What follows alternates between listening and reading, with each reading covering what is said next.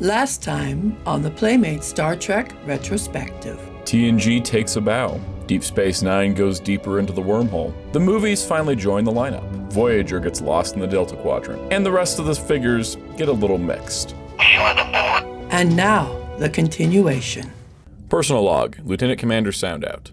While we're going to be discussing difficult topics such as 1701 and First Contact, I think there's something truly darker here that confuses me much greater.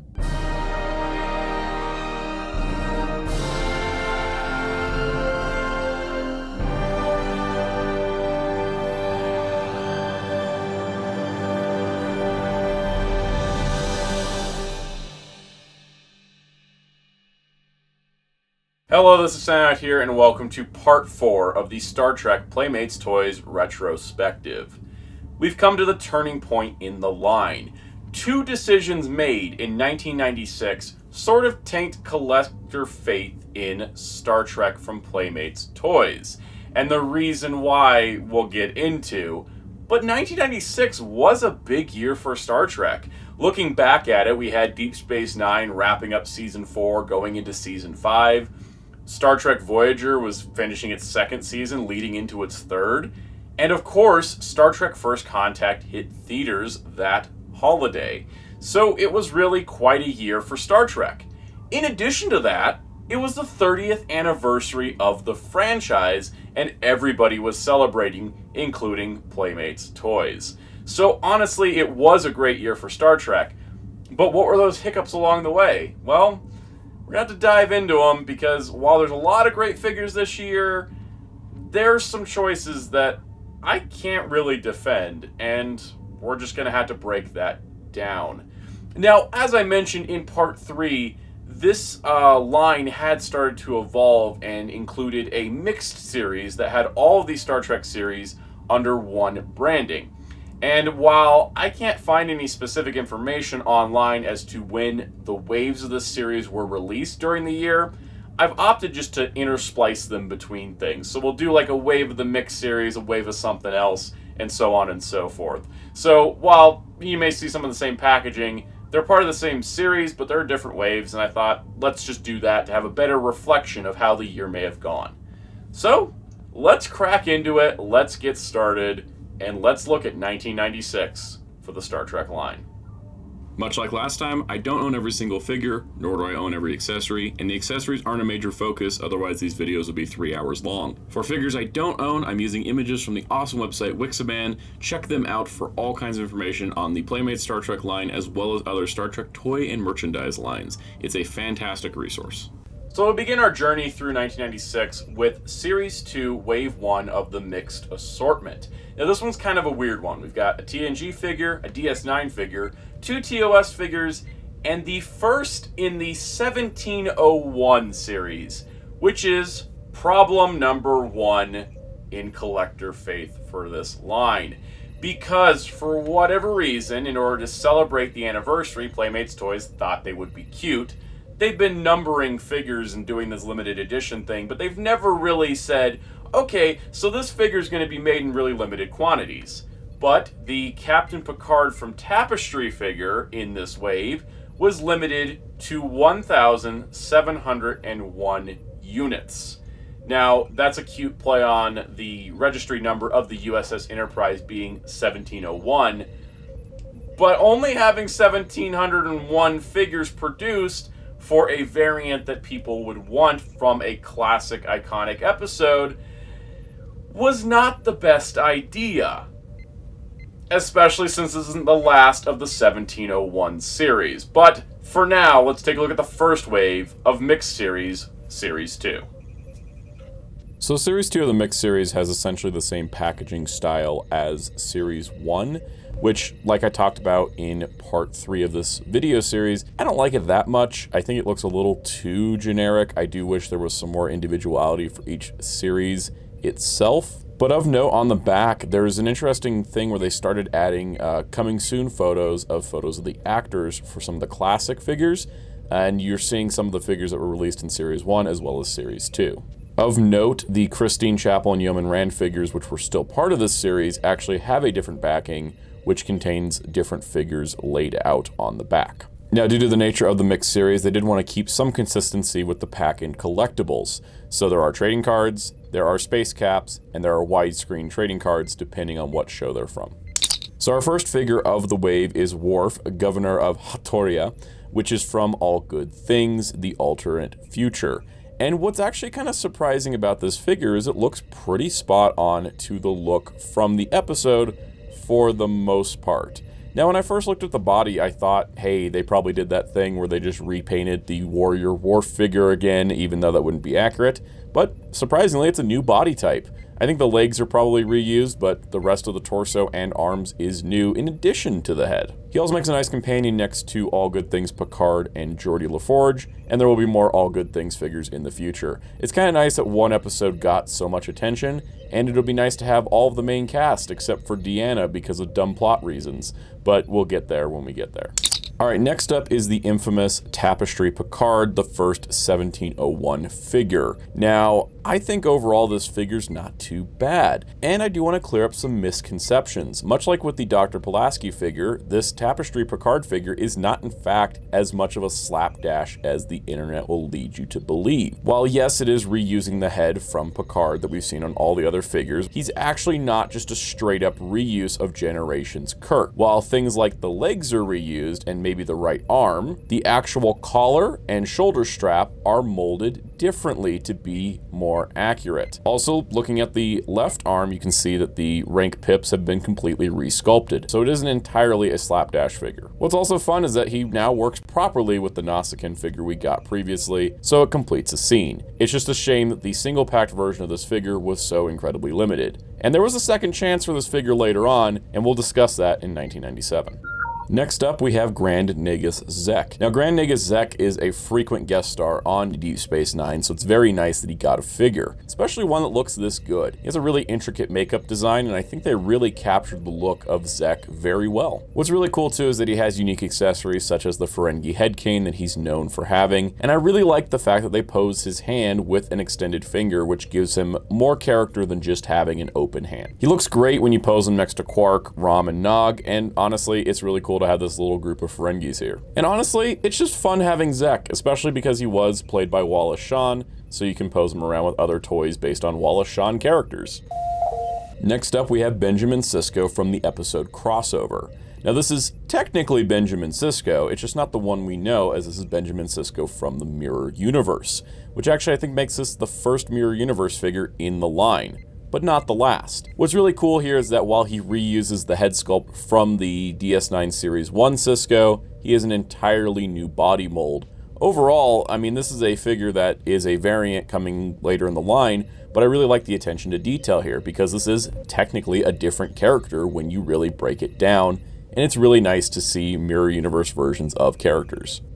So next up we have Nurse Christine Chapel, who was a frequent guest star on the original series, almost to the point of being a series regular with how many episodes she appeared in. So it's really nice that she has an action figure, especially one that's uniquely sculpted compared to, say, Uhura. Christine Chapel also was a frequent character on the animated series, in fact, probably having a major role when you really think about it, and it's nice that she got a figure here. Especially because now I can pose her and Uhura recreating my favorite episode of the animated series. It's episode 4, it's fantastic. What's really nice as well is the second figure of Majel Barrett that we've gotten in the line after Luxwana Troy.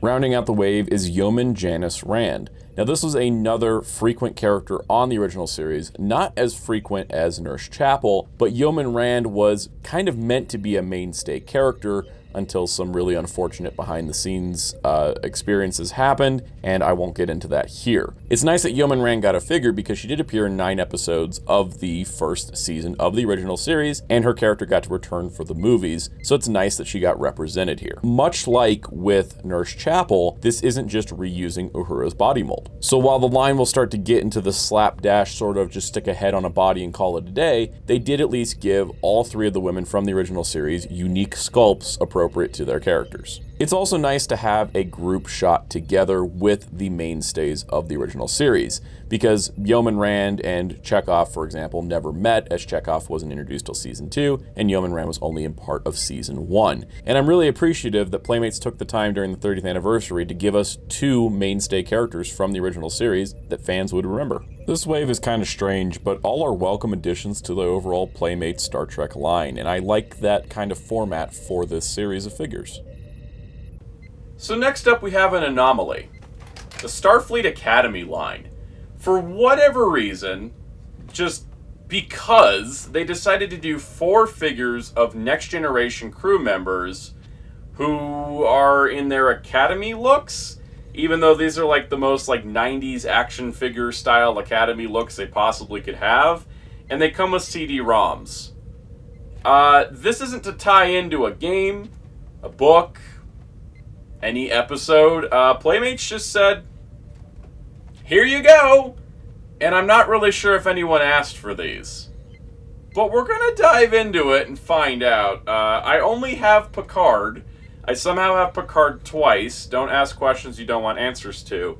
But let's dig in. Let's take a closer look at whatever the heck this was. Okay, let's get this over with. The Starfleet Academy line is weird, but the packaging's kind of nice. The artwork looks really good. So you can see like Starfleet Academy itself up by the logo, which I really appreciate. It gives a really nice painted look. I'm complimenting these things now because I can't later. Also, it does show that the CD-ROM that the figures come with includes a mini Omnipedia Starfleet Academy files, which I could not get to run on my modern-day computer, so it's a mystery as to what was actually in there. On the side, it lists the accessories, which actually I like better because it gets kind of less text off of the card back itself. The back of the packaging is filled with so much text, it's a little overwhelming. Up top, it's got a little description of what Starfleet Academy is, as well as a layout of the accessories included. Down on the bottom, we have a bio card as addition to a cross-sell for all the other figures. And on the inside, again, the art is really, really nice. Just look at it. It's the best thing about this line of figures. So, of course, Picard is the only one that I own, so let's look at him. And, well, that's something. That's incredibly 90s. I don't have anything for a reference image because there isn't one, but this is supposed to look like a young Picard, and I'm just going to take their word for it. The action base is kind of nice, though, with the Starfleet Academy logo. It's 3D, it's really well painted. There is good things about these. And as you can see, yeah, young Picard to standard age Picard just looks weird. All of his accessories make him look like he is a laser tag guy who got lost at a VR arcade, and that's the best way I can describe that. Now, of course, they didn't stop there. The next one was Cadet William Riker. Now, if you want to do a Season 1 Riker without the beard, this is a good head for a custom base, even though they never made that figure officially. Then we, of course, have Geordi LaForge, because, well, they like making LaForge figures in this line. And then lastly, we have Cadet Worf, who has a completely different design than the others. These are very strange. I hope there's no more in our future. So next up, Series 2 Wave 2 of the mixed assortment. We've got 3 DS9 figures, a TOS, a TNG, and another 1701 figure, this time being Tasha Yar from yesterday's Enterprise. And, well, here's the thing. At this point, people were already having trouble finding Tapestry Picard, and they could barely find yesterday's Enterprise Tasha Yar, and the aftermarket price, even in the days of 1996, was starting to skyrocket, especially through comic shops, specialty shops, and very early online listings. But essentially, people were getting kind of pissed that these figures were really, really hard to find, and then the aftermarket was reflecting that. This is a story that we'll continue to talk about, but this wasn't making anybody happy. So unsurprisingly, Series 2 Wave 2 pretty much has the same exact packaging as Series 2 Wave 1, just with some slightly different cross-sells on the back of the packaging, but otherwise it's pretty much the same. So our first figure of Wave 2 is Odo from the episode Necessary Evil. And this was a DS9 episode in which we saw the flashbacks to how Odo became Chief of Security on Deep Space Nine when it was under Cardassian control. So it's a very important episode, and this is a very important look for the character. It's also nice to get another Odo figure. What I also do appreciate is that they do include episode-specific accessories, such as the box with the Bajoran trader names. This figure also pairs well with Gul Dukat, as they shared a lot of scenes in that episode. All right, next up we have Kirk in his casual attire, which is the green tunic that he would wear just infrequently on the series itself. It's kind of like his secondary look, similar to how Captain Picard had a captain's jacket and such like that. And overall, it's a pretty cool figure. I mean, from the waist down, it's the same Kirk figure. I think the arms are the same too. They just gave him a new torso, and it gives him that other look that he used quite a bit, so it's worth having in the collection. Next up, we have the Jem'Hadar, the soldiers of the Dominion from Deep Space Nine. These guys are very, very scary in the series itself, and I'm actually really happy that there was at least one figure of them in the 4.5-inch scale. What's really cool too about these is that if you did have a need to army build Jem'Hadar, you did have multiple weapon options, whether it was, standard pistols or a rifle or a blade. You had plenty of options for the Jem'Hadar themselves. Also of note, the Jem'Hadar does come with a widescreen trading card, so it's finally breaking Deep Space Nine out of the curse of the space cap.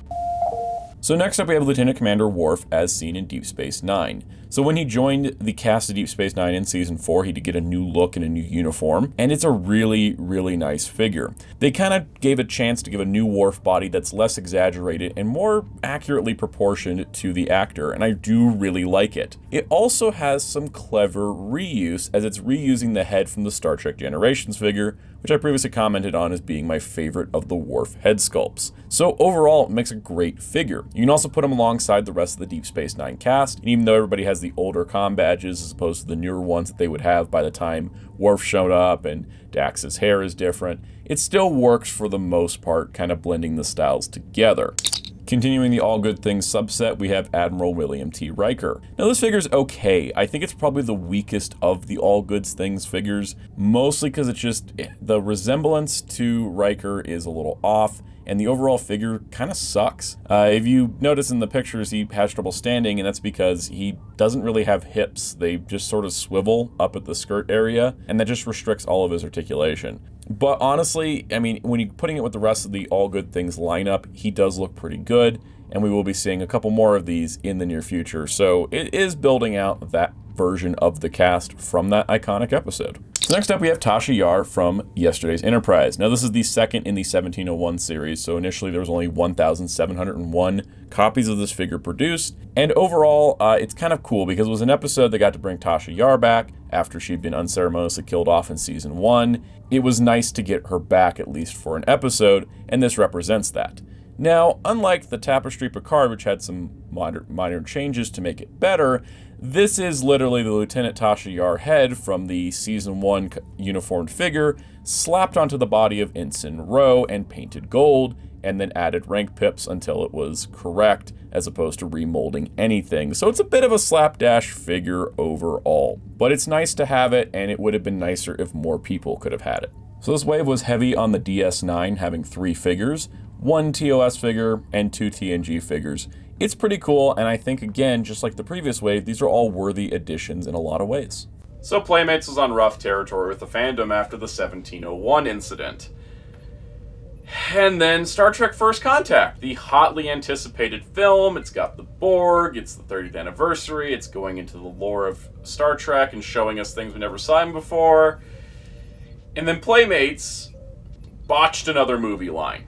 And I just can't understand this. But the first movie that they had a toy line for was Star Trek Generations. That movie had a rush production, and the figures were lowly articulated to get them out as fast as possible, and they're all wearing the wrong uniforms. We talked about that over in Part 2. With First Contact, they may have had more lead time, except a decision was made that was controversial to say the least. While initially prototyped at the standard 4.5-inch scale seen with the rest of the line, the figures for First Contact were made at a 6-inch scale, completely sizing them out of the rest of the lineup. And no, they didn't even fit with Space Talk because Space Talk were 7 inches tall. Now, while 6-inch action figures are the norm nowadays, and maybe a welcome scale, back in 1996, they weren't, and the frustration from people looking for characters like Zefram Cochrane or Lily and not being able to get them in the scale they've been collecting for what was 5 years at this point, it just added to the frustration. It added to the frustration of the 1701 series, and then it added to this as well as other little things as just slipping figure quality. Now, this was purely a business decision. The designers behind the figures clearly wanted to make the 4.5-inch figures. In fact, we have the picture of what they would have looked like. And there's even figures in there that didn't make it to the 6-inch size. But unfortunately, the 6-inch figures just don't fit with anything. And then on top of that, for the casual buyer, several of the 6-inch figures are essentially statues. And they just happen to be the 2 new characters. So a lot of these problems compounded, and the figures didn't sell well, the line was losing steam, and Playmates really needed to reinvigorate it. And they tried to reinvigorate it in 1997, but we still got some more to 1996 to talk about. Now, are the First Contact figures bad outside of their scale choices? Well, let's take a look. I got a couple of them, and let's see if they're anything worthwhile. So looking at the packaging for the First Contact figures, it's actually pretty good. I love the looming Borg in the background, the Enterprise E flying up top, and I like the way that the mini poster has been folded so you see Zefram Cochrane's Phoenix out front, which just makes the whole thing come together. The back of it's pretty good too. It does present the figures well, and that's a good thing. I think these have a really good, solid presentation factor. I also find it incredibly amusing that it says, hey, go watch Deep Space Nine and Voyager on TV, like we weren't already doing that. So just like with Generations, the First Contact figures come with a mini poster, which I like that idea that the movie lines would have mini posters. And I'm sure if Insurrection or Nemesis had lines, there would have been posters for them as well. But they're a cool inclusion and a nice little bonus in lieu of like a trading card or something. So of the ones I own, I'm only going to open 2 of them just for examples. I'm leaving this Picard sealed, but you can see he comes with a bunch of accessories. Kind of feels like more than the standard 4-inch figure, which is nice. And you can just go a close look at him. He looks good. I think overall, sculpting-wise, they look great. But overall, they are still 4.5-inch sculpts that seem to be blown up to that larger size. So they're not as detailed as maybe larger figures of the era. So while looking at Riker here, you can see that these have the new uniforms, and these uniforms would be later used not only for the movies, but Star Trek Deep Space Nine. And hey, they could have really used those molds in 4-inch to make the updated DS9 looks, which would have been really appreciated, but sadly they were 6-inch. In fact, while we look at LaForge here, that was the reason why they were blown up to 6-inch, was because Playmates was a little nervous and thought maybe people didn't want to buy the next generation characters again in 4.5-inch, and they wanted to provide something new. A good idea that was definitely misfired. And then looking at data here, same story with all of these pretty much. What was interesting is also going to be a data that, sort of was based on that Borg Queen scene with the weird skin graft thing, except, it was going to be kind of like a weird android, but that never made it over to the 6-inch size. It was only prototyped for the 4.5-inch. So of the ones released, one of the ones I own is Worf, and I think this Worf doesn't look as good as the 4.5-inch DS9 Worf. That's a personal opinion. Honestly, it's not bad. It's just like, the DS9 one's a little bit better. But what's interesting to note with these larger figures is that they did adapt the Voyager style articulation. So they have the bicep swivels, they have the knees, they have the thigh swivels, as well as the V-hips. So there's actually more articulation than the 4-inch figures would be. But again, I wish this was in the 4-inch style.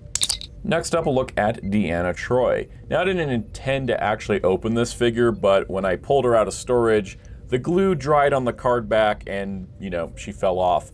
Looking at Deanna out of package, she looks pretty good. I honestly think it's not a bad head sculpt, and overall the body shape is pretty nice. Though, again, I feel like some of the 4-inch figures worked better, and maybe it's just because at a smaller scale, there was less size to scrutinize the details. Now, articulation-wise, she is similar to the women of Voyager, where she's got the extra articulation that we would come to expect. What's kind of fun is that her accessories are essentially blown-up versions of the 4.5-inch accessories. So the over-the-shoulder computer bag thing that didn't appear in the movie totally works. It's really well scaled. However, the phaser and the pad...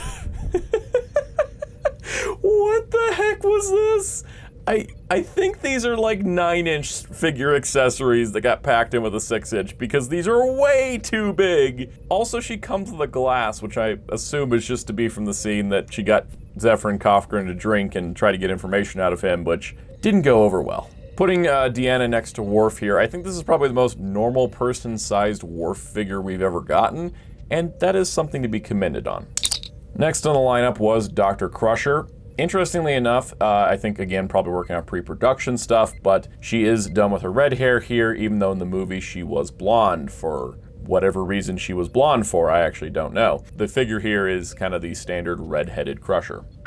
There was a Borg figure, which is one I'd like to track down at some point if I ever just like run across it, because I like the Borg and I like their redesign. Again, would have been nice to have in a 4.5-inch scale because a lot of these Borg designs and costumes made it over to Voyager, and all those figures were 4.5 inches. So looking at Zephyr Cochran, another figure that we own because it was on clearance, he leaves a lot to be desired because even without opening him up, because it's just what's the point, he looks like he's just a statue. There's no arm articulation besides shoulders, and is that, again, because this is a new character, so they only had limited time to work on it?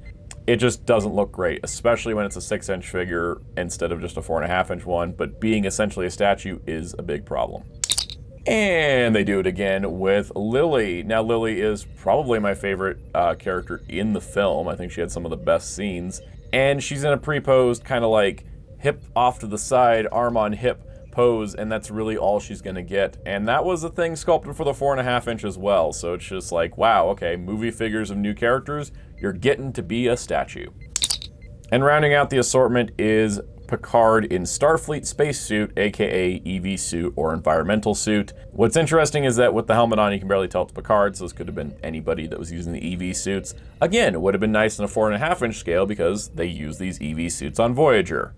There's just a lot of missed potential here. So looking a little closer at what could have been the lineup for First Contact with its original 4.5-inch scaling, probably would have worked out better. Looking at the prototypes alone, they look like mostly the same sculpts as what would be the 6-inch figures.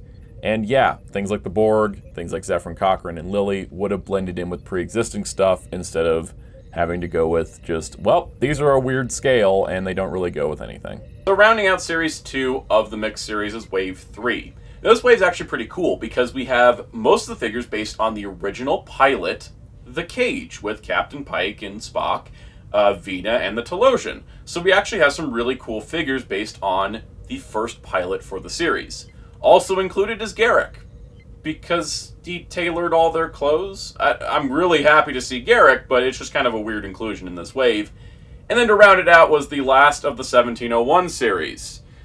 But there was a twist. Barclay from the episode Projections was actually released at 3,000 units instead of 1,701.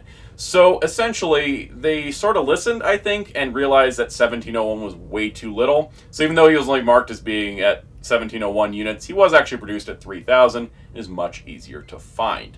I'm also going to throw in 2 exclusive figures that were based on the second pilot where No Man Has Gone Before, and we'll look at pictures of those because they're kind of rare and I don't have them.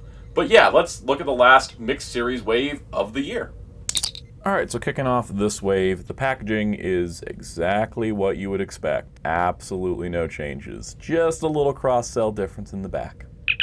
Our first figure is Captain Christopher Pike from the pilot, The Cage. And this is actually a pretty cool figure. He's a little smooth in the details, a little smooth around all the edges, but it's just cool to have a Captain Pike figure, and it's a great way to celebrate the anniversary. Especially like the fact that he comes with like the pilot version of the phaser, which was essentially just like a ray gun thing. It's pretty neat. Also, there is a new stand design, which is the 30th anniversary stand. It also makes a nice companion to Captain Kirk, having the captains of the original Enterprise that we saw in the original series. Next up, we have Spock, also from The Cage. And this is pretty cool just to get a different version of Spock, and it's actually one that has 2 normal hands this time. And overall, I mean, it's essentially the same head we've seen before on a similar body to Pike's, but it's a nice way to get Spock out there again, especially in a single packed form outside of the box set, and more of a classic blue look, even if it is that pilot look. His accessories are also kind of interesting. He comes with very specific stuff for the cage, though he does come with repacks of some of the standard TOS accessories, which would be technically incorrect. Now, the Telosian Keeper is an interesting action figure for the fact that it's literally a statue because of the whole robe thing. But this is a very interesting alien design from the cage that has become iconic and has reappeared in things like Discovery, so it's nice that there is a figure in existence. Much like Judge Robe's Q, there is basically no articulation on this thing, and it's very limited, but it's at least a nice, novelty piece. So next up we have Vina when she was turned into an Orion by the Telosians, and boy does this figure not great. She is essentially pre-posed, and while she has hips and shoulder articulation, they do absolutely nothing because you're pretty much just going to keep her in the same one or two poses that she can possibly be in, and that's just kind of dumb, and it's something that we're going to start seeing more of in the line is figures that are essentially statues, and that is going to continue to suck as we go forward. But hey, there's our last figure for the cage lineup. Of course, that's not all in this way, because we have longtime Deep Space Nine recurring guest star, Garak. And Garak is one of the most beloved characters from that series, so I'm really glad he got an action figure. Overall, just like with Gul Dukat, the likeness isn't great. Sure, it looks like Garak, but it's not quite spot on to Andrew J. Robinson playing Garak. But I'm still glad to have the figure. He makes a nice companion to Julian Bashir, as well as also being a wonderful rival/enemy to Gul Dukat. And honestly, having just another Cardassian is great, and I wish we would have gotten more in the line, especially with how prominent they were during DS9. And then rounding out this main part of the wave with our last of the 1701 figures was Barclay. And like I said in the intro, he was produced at 3,000 units as opposed to 1701, so that made him a lot more available. And this version of Barclay appeared in an episode of Voyager called Projections, where he was involved with the emergency medical hologram on the ship, and it was a really neat episode. This is mostly just, hey, it's the Voyager male body mold with Barclay's head. They did change up his hair color, which actually gives him a different look. I would say that neither hair color is correct, but somewhere between the two of them would probably be the correct hair color. But it's nice that, it wasn't just a head swap, but there was a deco change as well. But overall, it's a neat figure to have for a overall memorable episode. While kind of a strange wave, it was a good way to celebrate the anniversary, especially having figures from the original pilot, as well as including Garak, a long-requested figure, and a nice variant of Barclay. Now, also released as part of the Mixed Series packaging, but not part of a wave, would be Lieutenant Commander Montgomery Scott. Now, this was based on the second pilot where No Man Has Gone Before, and this is a slightly different version of Scotty. It was exclusive to Spencer's Gift, and there was only 10,000 made, so more than the 1701 series by a lot, but still not the easiest figure to come across now, being only 10,000 units. And then to go alongside Scotty, we have Lieutenant Hikaru Sulu, also from Where No Man Has Gone Before. Again, Spencer's Gift exclusive and only 10,000 made. So our last proper wave of the year would be Star Trek Voyager Series 2. Now this is kind of forgotten, it's just 6 figures to add to the Series 1 of Voyager, and by this point, with the Barclay figure, we already start rolling Voyager into the Mixed Series, so it just seemed kind of weird. But this is 6 figures, get some guest stars, get some aliens, get some variants, and yeah, overall it's not too bad. Let's take a look at those figures. Alright, Voyager Series 2, the last TV show specific series in the line. Overall, the packaging is pretty much the same as Voyager Series 1. I still really like it. It's kind of funny because it didn't change at all unlike DS9's Series 1 to Series 2, so it's pretty much the same thing and nothing really major to talk about. So our first figure would be Ensign Seska, who's listed as Lieutenant Seska on her trading card, weirdly enough, but okay. Anyways, she was a character on Voyager that started as part of the crew, but turned out to be something much more sinister, and it's actually a pretty interesting character overall. Now this is her in her Starfleet uniform as she would have been seen in the earlier part of the series. She also has a brand new action base, which is the logo for the Maquis. Our next figure is another Starfleet officer with Lieutenant Carey. Now, Carey was essentially up for Chief Engineer, but it ended up going to B'Elanna Torres, so he does have that sort of notoriety, as while he wasn't a regular, he is seen on the ship quite frequently. So it's pretty nice to have him here as an action figure. Overall, as an action figure, though, he's not too exciting. They made him look like Lieutenant Carey, but it's mostly that same body, which I still like this body mold because of the extra articulation. So it really does work out. And having Carey plus Seska, it has a nice overall look for the rest of the Voyager crew. Now, Voyager finally breaking out of just regular heroic characters, we do get a couple aliens, starting with the Kazon. The Kazon aren't too popular. I think most people didn't really like them that much. I don't mind them. They're just also not that interesting overall. I mean, they were kind of an early villain. There was a cool new stand, which I actually really like. It's, I think, unique to the Kazon, but that action base is probably one of the coolest looking ones of the whole line. Now, for many, they may dislike the Kazon. I personally cannot stand the Vidians, so here is an action figure of one. The Vidians are very strange. They suffer from a virus, so they're constantly skin grafting other species' skin to their body. Just talking about it creeps me out. It's crossing a line. If you've ever seen the episode Faces, that's also crossing several lines for me. I don't like the Vidians. Luckily, this figure looks like a melting man as opposed to a skin graft man, but we're moving on because I don't want to deal with Vidians. Speaking of Faces and the Vidians, here's B'Elanna Torres, the Klingon, which is just a weird figure because it's a weird episode. B'Elanna Torres, somehow, instead of just being half Klingon, half human, got split into a full human and a full Klingon, and I'm not sure that's how DNA works. Okay, but anyways, here's a figure of that. It's honestly not a bad figure. Unique sculpt head to toe, which is pretty dang cool, and overall, I mean, it's a nice figure, even if it's from one of the weirdest episodes of Trek that I've ever seen. And yes, that includes the Salamander one, and we'll talk about that later. And rounding out the line is a variant of Chakotay in his full Maquis getup from the early part of the series, as in the early part being just the caretaker pilot. But here is Chakotay in his Maquis look, which is kind of Where's Waldo-y when you really look at it. And he's got a holster, which is pretty neat. I don't know where the rest of his accessories are, so I couldn't tell you what actually goes in that holster, but he looks very cowboy with that, and good for him. Good for Chakotay.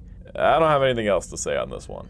So when it boils down to it, you've got 2 uniformed characters, 2 aliens, and 2 variants. So, you know, kind of a standard wave in a lot of ways. Anyways, it's a weird wave, but that pretty much closes out the Voyager-specific toys of the line. So one of the rarest figures in the Playmates line is one that most people don't know about. It's known as the Trifold Borg. It's a special edition Borg figure released in a special package and was only given to licensees for Star Trek First Contact. So there's only 500 of these out there. Some collectors have had their hands on them, but overall it's kind of hard to find, and it's kind of hard to put in the official lineup since it wasn't available to the public. But it is an exclusive packaging variant of a figure, and it's kind of a neat thing to know about. It was just like a, hey, you licensed Star Trek First Contact merch, here, have a Borg figure. Which also has got some weird connotation with assimilation and resistance is futile, and come join our collective by licensing our property. But anyways, it's kind of neat, and I think it's a neat little tidbit to add into this overall series. So next up, we see our second shuttlecraft vehicle in the lineup. And this one's a little different. We had the Shuttlecraft Goddard before, which had electronics, and we had the Runabout, which also had electronics and could hold figures. This shuttlecraft, also figure-based, but actually includes an action figure in the form of Kirk from the second pilot, where No Man Has Gone Before. Now, this is something I do actually own, but I do want to point out ahead of time, I don't have all the parts to it, because some of the parts were in the box, and I don't know where the box is. But let's take a look at the Shuttlecraft Galileo. Alright, so the Shuttlecraft Galileo is a figure and vehicle set, which is actually kind of cool, and I wish they did it more. So the figure itself is Kirk from the second pilot, where No Man Has Gone Before, which is a nice variant of Kirk. And yeah, he's in the gold, he looks good. I mean, it's pretty much kind of like a standard figure, but also kind of a neat variant. It's again these things for the pilots versus the main series that Playmates really did excel at, these more obscure corners like this. Looking at the Galileo itself, it just looks fantastic. It's really on point and really on model. especially with the model being very simple. I'm glad that they're able to pull it off. Now the side door and stepladder do open up, except, well, it's kind of too small for any of the 4-inch action figures. This thing's definitely scaled down by quite a bit. Interestingly enough, you can actually open the nacelle part of it and see the internal workings. The back of the Galileo can also open up by opening the 2 different panels. And on the front, down below, you can open up another panel which looks like it has missiles in it. The top canopy can open in order to fit a figure in the front of the Galileo. And the inside cockpit is fairly nice with pretty standard seating for what we'd expect from the Goddard or the Runabout. Kirk fits, not comfortably, but he does fit inside of the Galileo. And another figure fits in the back, so I just threw Spock back there, because hey, who else? Overall, the Galileo with Kirk set's pretty cool. There was also a missile launcher included that would store up in the roof of the canopy, and then that could stand on its own or something like that. Again, that's in the box somewhere, and the box is, well, somewhere. But overall, even without those parts, honestly, it doesn't need it. It's a good replica, even if it's incredibly scaled down, and I actually kind of like the overall playability of it. Would it be a year of Playmates Star Trek toys without roleplay and ships? Of course not. Let's run them down. All right, it's roleplay time. So here is the Starfleet Type 2 phaser, which was First Contact packaged, and it's essentially just like a Type 2 phaser we normally expect to see. Next, we have the classic communicator in the Star Trek talkback version. So according to the box, you can record audio and then play it back, which adds some playability as opposed to the previous classic communicator. At the top of the box, you can see the wonderful orange Toys R Us sticker that this once cost $15.99. Back of the box is a little insulting because it mentions, "Beam me up, Scotty" is one of the most famous quotes in television history, even though it's a misquote. Their exact phrasing of "Beam me up, Scotty" has never been said in Star Trek. Variations of it, sure, but not those exact words, and the box really wants you to think that "Beam me up, Scotty" was said in the show. So looking at the communicator itself, matte black casing, chrome gold top, usual standard classic communicator stuff. Opening it up, it's got a very nice display and a very nice presentation, especially for being something that was $16 in 1996. All right, so this thing's actually pretty cool. First of all, I think it looks really nice. Overall, it's got, a belt clip on the back, which isn't, accurate, but hey, it was the 90s and apparently everyone wore belts back then because like everything had belt clips. But it's pretty cool. This piece up top definitely doesn't feel like metal per se, but it's a nice chromy plastic. Just some really cool details. I really like this thing. It looks nice. Now my only complaint is because this top part isn't metal. I've had other communicator replicas that are metal, so you can just kind of flick it out like they do in the show. This one you kind of got to get it started a little bit, and then sort of, it doesn't have that same snap to it, but pretty cool. Now, of course, the main feature is the talkback. So you press this button to record, and you press this button to talk back. So it records 3 seconds of audio. So you can basically just program this to say whatever you want people to believe is the truth, even if they don't want to hear it. But like, who's going to deny the original Star Trek communicator? So you can go with things like, "Discovery is canon and cool." Discovery is canon and cool. See, it doesn't even sound like me, so it's just like the voice of the almighty communicator. And you can say all kinds of stuff like, "Continuity was never a problem." Continuity was never a problem. See, okay, that got cut off because it was a lie. I mean, it's just because I didn't speak fast enough. You can be like, "Canon is overrated." Canon is overrated. All right, I'm having too much fun just saying things that need to be said. But there you go. Talkback communicator. Honestly, not too bad for a 1996 thing that records 3 seconds of audio and plays it back to you. Continuing on to roleplay, I don't own the classic movie series Starfleet phaser from the motion picture in Wrath of Khan. It's just that. And then we also have the Starfleet Risk communicator. Now the box art shows TOS Spock, because that's definitely the TOS sleeve, but it is based on the motion picture, and it's a big clunky piece of 70s technology. And then lastly, kind of an interesting twist, we have Dr. McCoy's medical kit, which features just 2 random things from McCoy's medical kit. I mean, there's worse options there, but it's kind of neat and fairly iconic for the most part. All the ships this year were First Contact based, probably because they pretty much did most of the TOS ships at this point. But we have the Phoenix Warp Drive ship, which was Zephyrin Cochrane's ship that he used to make first contact with, or signaled the Vulcans. I'm oversimplifying. Anyways, it looks cool. We also get the NCC 1701 Enterprise E, and this is based on concept art, not the final version from the film, so it looks really off when you look at it now. There is a more accurate version that came out for Star Trek Insurrection, and we'll talk about that when we get to it. And in a cool twist of fate, the Borg ship from First Contact, which would be the Borg Sphere, also got made.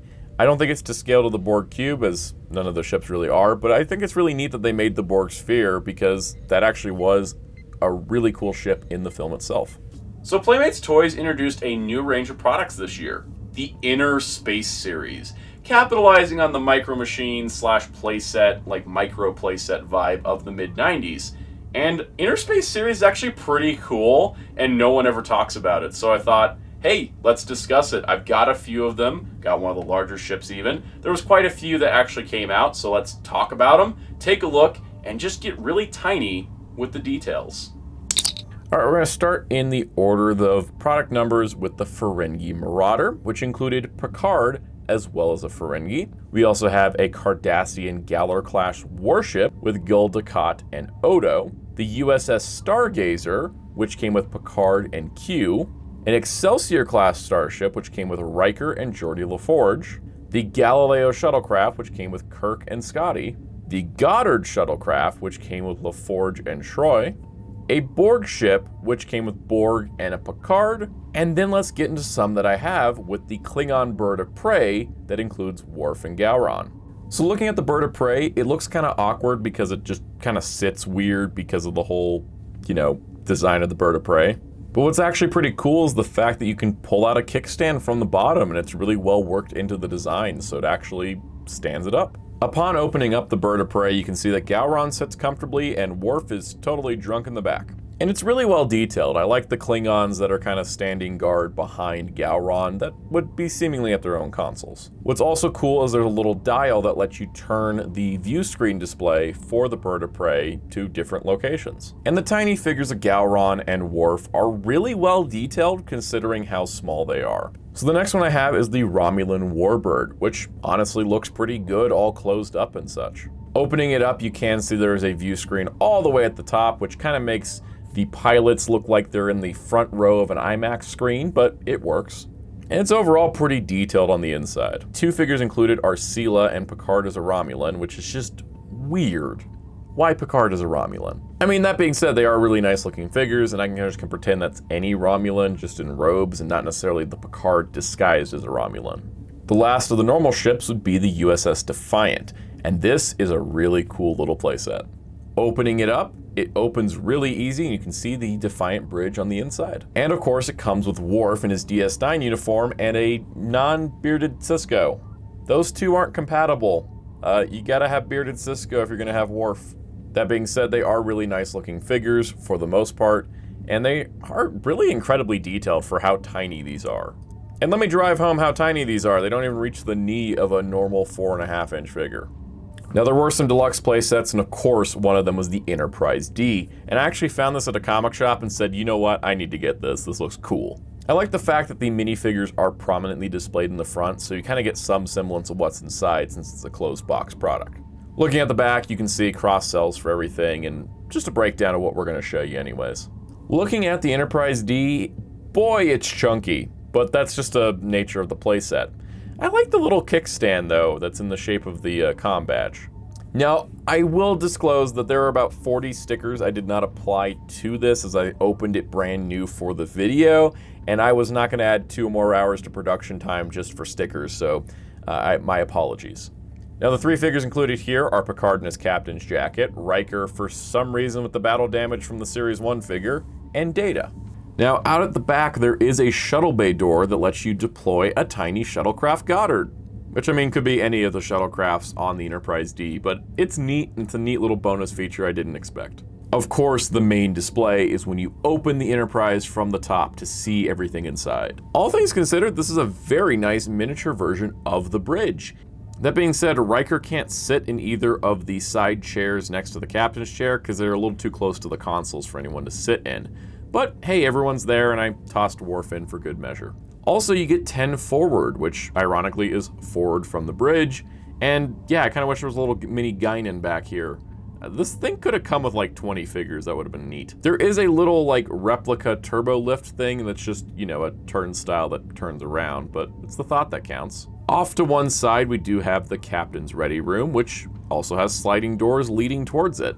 Kind of a neat idea. It's a very prominent space on the ship. And then the other one is the brig, because I guess there's somewhere for Gowron and Sela to go. And yeah, there's a chair and there's not enough clearance for it. So it's not a perfect playset, but it's pretty cool. Overall, I like this thing and it makes a nice companion piece to the Defiant. And having just all these smaller ships with little tiny miniature playsets inside is actually really cool. And if I run across any more Innerspace Series stuff in my travels, I definitely will pick them up because these are actually really neat. The other deluxe playsets outside of the Enterprise, these are a little smaller, is the Type 2 Phaser, which opens up into kind of a crazy battle scene thing, and it comes with Q, Worf, and Data. There is a medical tricorder that opens up into sickbay and comes with Dr. Crusher, Commander LaForge, as well as Picard as Locutus. And then we have a comm badge that opens up into the transporter room, and that comes with Commander Data and Commander Riker. Ironically, it looks like there's a Miles O'Brien on the box, and he never was made. Rounding out the Innerspace Series is the Project Apollo Lunar Excursion module and the Project Apollo Command and Service module. Technically Star Trek history, but not technically Star Trek in the traditional sense, but they were included here, which is something, but hey. The 9-inch doll line continues. Eventually it will grow to overtake the line like a pack of tribbles. More on that in a different video. But overall, more 9-inch dolls. Let's take a look. I got some of these. We'll just take a brief gander at them. It's kind of interesting which characters they would pick for this line, and I think it's good for the record.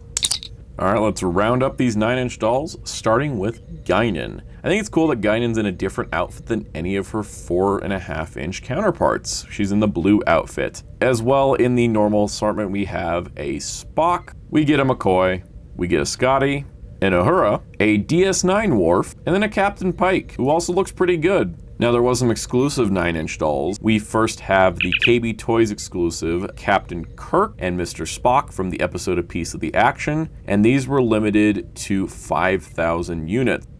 And then the other exclusives were limited to 10,000 each and exclusive to Target. First up, we have Kirk from Where No Man Has Gone Before. Then, of course, we have Scotty, and of course, Mr. Spock, and of course, Mr. Sulu. So overall, 1996 was kind of a weird year.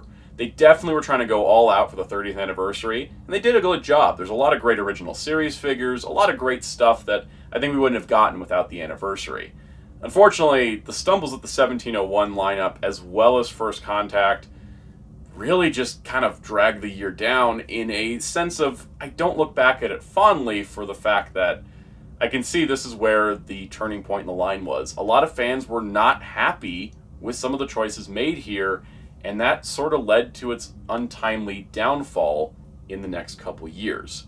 But the future is bright for the YouTube series we're covering, because 1997's got even more craziness, wild rides, ups and downs, and a whole lot of tribbles. So I hope you'll join me, and in order to do that, hit the subscribe button, the notification bell, hit the like button if you enjoy this, and leave a comment down below telling me your favorite part about 1996, or if you're a longtime collector, what made you more upset, 1701 or the First Contact line? Because I feel like, for me, it would probably be the 1701 figures, just because that's kind of ridiculous. But that's my thoughts. Let me know yours down below. And thank you to everyone that's been supporting this series and this channel. We've actually got quite a good Star Trek following here, and I really appreciate all of you, so thank you for tuning in. Also, be sure to check out Hero Club at hero-club.com for Star Trek news and more, and my awesome graphic designer on Twitter at DarkClaw643. And until next time, this is Soundout saying, live long and prosper.